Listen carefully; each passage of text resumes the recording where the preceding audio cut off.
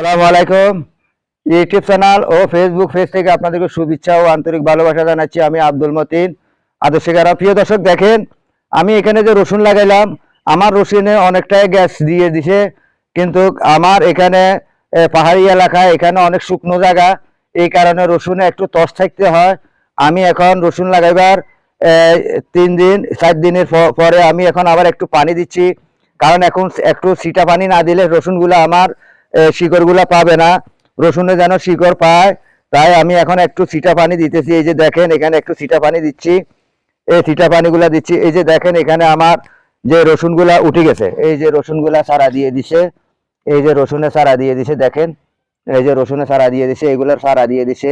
এরপরে সব রসুনে যখন চারা দিয়ে দিবে, এখানে আরো খেরকুটা দিয়ে দিব। খেরকুটার উপরে এই রসুনগুলা আমার বাসন্ত ভাবে হয়ে যাবে। এই চট্টগ্রামের ভিতরে, হাটাজারি চট্টগ্রামের ভিতরে